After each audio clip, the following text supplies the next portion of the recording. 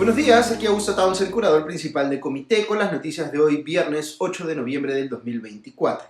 El podcast de hoy llega con el auspicio de la Fundación Manuel J. Bustamante de la Fuente, institución que desde 1960 promueve la investigación en los ámbitos del derecho, la socioeconomía y la historia, y cuenta con un fondo editorial con más de 100 publicaciones en línea con su compromiso con la educación y la cultura, a la que se sumará próximamente una que estamos preparando con mucha dedicación aquí en Comité. Muy bien, aquí van los titulares de hoy viernes 8 de noviembre en menos de un minuto. Primero, el Pleno del Congreso descartó darle facultades especiales a la Comisión de Fiscalización para que investigue a la presidenta Dina Boluarte por el caso del supuesto uso del cofre, el auto presidencial, para la fuga de Vladimir Cerrón. Segundo, el expresidente Alejandro Toledo reapareció esta semana tras ser condenado en una audiencia por el caso Ecoteva, donde también se le imputa lavado de activos. Tercera, el saliente presidente de Estados Unidos, Joe Biden, que está por cederle la posta a Donald Trump, confirmó su asistencia al foro de APEC de la próxima semana en Lima. Cuarta, han surgido protestas de padres de familia frente a la decisión del gobierno de suspender las clases escolares presenciales durante el foro de APEC. Y quinta, el Banco Central de Reserva del Perú y la Reserva Federal de Estados Unidos bajaron a la vez y en la misma medida sus tasas de interés de referencia. Ok, vamos ahora con el análisis de las noticias. Aquí la primera.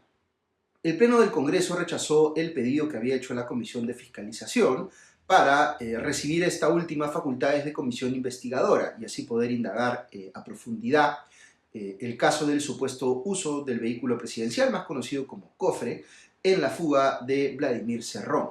Esta iba a ser una investigación que implicaría a la propia presidenta Dina Boluarte, pero finalmente votó el Congreso en contra de este pedido, o mejor dicho, votaron en contra de las bancadas de Alianza para el Progreso y de Honor y Democracia, y más bien se abstuvieron de votar Fuerza Popular, Perú Libre, Acción Popular, Somos Perú, Bloque Magisterial y Bancada Socialista. No sirvió de mucho que el presidente de la Comisión de Fiscalización, Juan Burgos, hubiese dicho que el Congreso debía, abro comillas, romper el pacto infame y tácito de hablar solo a media voz, cierro comillas, según cita el diario El Comercio. Burgos dijo que con los avances que ya habían tenido en la Comisión de Fiscalización habían logrado recabar suficientes indicios de que desde Palacio se intentó presionar para cerrar esta investigación.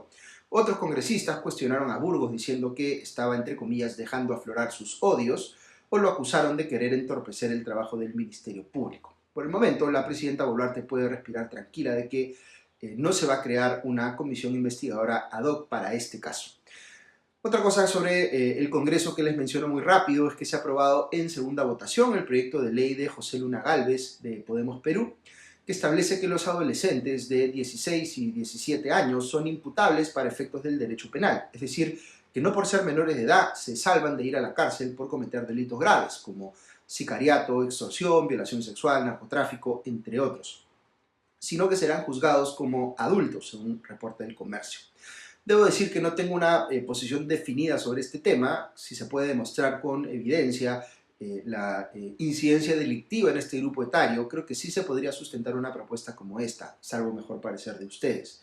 Aunque claramente es una propuesta que resulta demagógica si no viene acompañada de otras medidas, como preparar el sistema penitenciario para ese nuevo escenario, considerando que el que tenemos ya está colapsado. Yo siempre les critico, como me habrán escuchado bastante, cuando los congresistas o bancadas se ponen a sacar iniciativas desvinculadas para cada uno tratar de posicionarse como alguien que está tratando de luchar contra la delincuencia. Pero una vez más, si no son propuestas articuladas, sino puros parches, no vamos a lograr mucho para resolver el problema de la delincuencia. Por ello, insisto una vez más, a los políticos y a los partidos, sobre todo, hay que juzgarlos en función de si tienen una estrategia integral para luchar contra el crimen. Siendo este el principal problema que afecta a la ciudadanía, según muestran las encuestas, si no tienen expertos pensando ya en reformas y planes articulados, pues no están haciendo bien su trabajo. Segunda, esta semana reapareció el expresidente Alejandro Toledo en una audiencia judicial por un caso distinto al que llevó recientemente a que lo condenaran por un poco más de 20 años de cárcel. Me refiero al caso Ecoteva, que está conectado con el anterior porque se investiga en él cómo Toledo habría blanqueado el dinero recibido de Odebrecht en empresas que constituyó, por ejemplo, en paraísos fiscales. Según informa El Comercio, Toledo se presentó sin su abogado a esta audiencia porque Roberto Su, quien venía defendiéndolo, habría renunciado a representarlo en este otro caso. También veo que en el caso del tramo 4 de la Interoceánica, que es similar al caso de los tramos 2 y 3 por el que ya fue sentenciado, Toledo, el juez Richard Concepción Carguancho dispuesto a pasar a juicio oral. Con eso tendría ya 3 juicios orales abiertos Toledo, uno de los cuales ya está sentenciado. Otro que ha tenido mucha presencia judicial esta semana ha sido Ollantumala, quien enfrenta un juicio junto con su esposa, la ex primera dama Nadine Heredia, por haber recibido supuestas coimas de empresas brasileras y de el gobierno venezolano a manera de financiamiento electoral no declarado.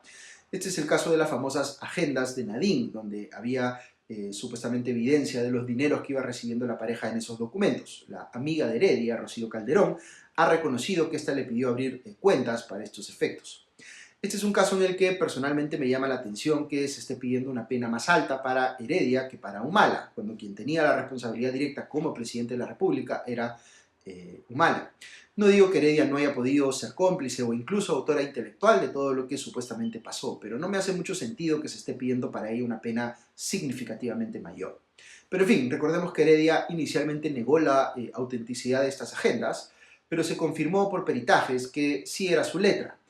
Ahora su defensa y la de Humala señala, según leo en Comercio, que han sido adulteradas las agendas y que no pueden incorporarse como pruebas porque fueron supuestamente obtenidas de forma ilícita. Entiendo que este tema específico de la validez de las agendas como pruebas se está discutiendo también en el Tribunal Constitucional por un recurso presentado por Heredia. Lo que ha hecho Humala, sin embargo, es señalar en el juicio que las agendas también son suyas, que entre comillas son de su propiedad intelectual y que él escribió también en ellas. No se entiende bien a qué apunta la estrategia legal de Humala al decir tal cosa, pero fuera de ello, igual negó el expresidente haber recibido dinero de Odebrecht o del gobierno chavista de Venezuela. Acusó de mentiroso a Jorge Barata, ex mandamás de Odebrecht en el Perú, quien ha reconocido que le dio dinero directamente a Nadine Heredia. Tercera noticia. La Casa Blanca anunció que el presidente estadounidense Joe Biden llegará al Perú para participar en la cumbre del Foro de Cooperación Económica Asia-Pacífico, APEC, que se realizará del 10 al 16 de noviembre. En una rueda de prensa, la portavoz de la Casa Blanca, Karine Jean-Pierre, confirmó que Biden participará en la cumbre de APEC y luego viajará a Brasil para participar en el G20, que tendrá lugar los días 18 y 19 de este mes. Sin embargo, la portavoz no especificó las fechas en las que el presidente estadounidense estaría viajando a nuestro país ni con quiénes se reunirá en el foro, aunque señaló que el equipo de prensa de la Casa Blanca ofrecerá más detalles al respecto. Estos dos serán los últimos viajes que hará el presidente Biden como mandatario estadounidense antes de dejar el poder y, como sabemos, darle la posta a Donald Trump, quien ganó las elecciones hace algunos días y será su sucesor, cuya juramentación se realizará el próximo 20 de enero del 2025. La llegada de Biden se suma a la de otros mandatarios importantes, como el líder de China, Xi Jinping, que se darán cita en noviembre en nuestro país para participar en el foro de APEC. El ministro de Relaciones Exteriores, Elmer Schaller, ha confirmado la participación en el foro de al menos 16 líderes o presidentes de las economías miembros de APEC. Además, 19 de 21 economías que forman parte de este foro estarán representadas y llegarán con delegaciones con hasta 400 empresarios para ver las oportunidades de inversión en el país. Cuarta noticia, ese es el lado positivo de la noticia. El lado negativo, como sabemos, el gobierno ha declarado como días no laborables el 14, 15 y 16 de noviembre por el foro de APEC, pero acaba de dar a conocer que está disponiendo además, como medida adicional, que se suspendan las clases escolares presenciales. Ya nos hemos acostumbrado a que el Minedu haga estos anuncios de última hora, como ha pasado antes con los días en los que había movilizaciones de protesta, pero veo que se prepara una protesta de grupos de padres de familia que están pues cansados de que la educación escolar sea la última rueda del coche y que por cualquier razón se decida pues suspender las clases escolares presenciales o pasarlas a modalidad virtual, haciendo que los escolares sufran las consecuencias de que, increíblemente, estemos tan acostumbrados a vivir en el caos y en la congestión vehicular que cuando vienen líderes extranjeros, ahí sí tenemos que tomar medidas extremas para no mostrar nuestra peor cara, que en este aspecto es nuestra cara de todos los días. Si me permiten compartir aquí mi opinión personal, no se justifica en ningún caso que se suspendan las clases presenciales en las escuelas por el foro APEC. Hay que tener las prioridades bien invertidas para asumir que la educación de nuestros niños y niñas es algo prescindible o supeditable a un foro internacional. Si no podemos hacer un evento de esta naturaleza sin comprometer las clases escolares, pues no nos ofrezcamos a hacerlo. Por ahí habrá quien diga que pasaremos vergüenza frente a los líderes internacionales que vendrán y verán la congestión vehicular o el caos en el que vivimos. Pues yo diría que al revés, mayor vergüenza será reconocer ante ellos que hemos mandado a los escolares a sus casas para no incomodarlos. Será pues una señal indubitable de que somos un país que tiene sus prioridades, como les digo, invertidas. Quinta noticia, ayer el Banco Central de Reserva del Perú y la Fed, que es la Reserva Federal de Estados Unidos, decidieron reducir sus tasas de interés de referencia en 25 puntos básicos. Es la primera vez en la historia que nuestro Banco Central y el de Estados Unidos toman la misma decisión de política monetaria en el mismo día. Pero lo curioso es que estas entidades están reaccionando a circunstancias bastante diferentes, pero que a la vez están interconectadas entre sí. Antes de explicar esto, quisiera refrescar el concepto de tasa de interés de referencia de la política monetaria, que de repente no todo el mundo conoce o no están necesariamente familiarizados con él. Cada país tiene un banco central cuya misión es mantener a raya la inflación, lo que hace incrementando su tasa para elevar los costos de los créditos para personas y empresas, restringiendo así el consumo y la inversión y enfriando la demanda para quitarle oxígeno así pues a la inflación, que es el aumento generalizado de los precios. Cuando la inflación está bajo control, más bien, reduce su tasa para incentivar la inversión y el consumo y acelerar el crecimiento de la economía.